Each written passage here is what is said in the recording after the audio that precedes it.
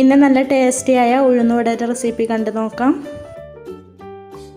അതിനായിട്ട് ഇതാ 1/4 കപ്പ് ഉഴുന്ന് നല്ലപോലെ കഴുകിയതിന് ശേഷം 2 മണിക്കൂർ കുതിർത്തെടുത്തതാണിത്. ഇനി ഇതിൻ്റെ വെള്ളം മൊത്തം ഊറ്റിക്കളഞ്ഞെടുക്കണം.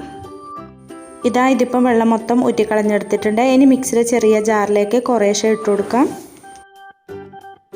ഇനി ഇതിലേക്ക് വളരെ കുറച്ച് മാത്രം വെള്ളം ചേർത്ത് കൊടുത്തിട്ട് നല്ലപോലെ അരച്ചെടുക്കണം. ഒരു 1.5 ടേബിൾ സ്പൂൺ വെള്ളം ചേർത്ത് കൊടുത്താൽ മതിയേ, വെള്ളം കൂടിപ്പോവരുത്. ഞാനിപ്പോൾ ഇതുപോലെ മൊത്തം അരച്ചെടുത്തിട്ടുണ്ട്. ഈ ഒരു കട്ടിയിലാണ് അരച്ചെടുക്കേണ്ടത്. ഇനി ഇതിലേക്ക് 1 ടേബിൾ സ്പൂൺ പച്ചരിപ്പൊടിയും കൂടെ ഇട്ട് കൊടുത്തിട്ട് കൈവച്ച് ഒരു 2-3 മിനിറ്റ് മിക്സാക്കി കൊടുത്തതിന് ശേഷം ഒരു 2 മണിക്കൂർ മാറ്റി വെക്കാം. ഇനി ഇതിലേക്ക് ചെറിയൊരു സവോള ചെറുതായി കട്ട് ചെയ്തതും പിന്നെ ഒരു കഷ്ണം ഇഞ്ചി കട്ട് ചെയ്തത്, 2 പച്ചമുളക് കട്ട് ചെയ്തത്, 5-6 കുരുമുളക് ചതച്ചത്, കുറച്ച് കറിവേപ്പില, 1 ടീസ്പൂൺ ഉപ്പ്, അല്പം കായപ്പൊടി, ഇത്രയും ചേർത്ത് കൊടുത്തിട്ട് നല്ല പോലെ ഒന്ന് മിക്സ് ചെയ്ത് കൊടുക്കാവുന്നതാണ്.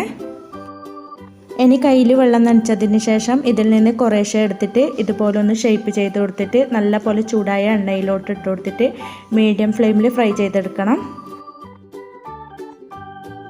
ഒരു സൈഡ് ആയതിന് ശേഷം മറിച്ചിട്ടും ഫ്രൈ ചെയ്തെടുക്കാവുന്നതാണ്.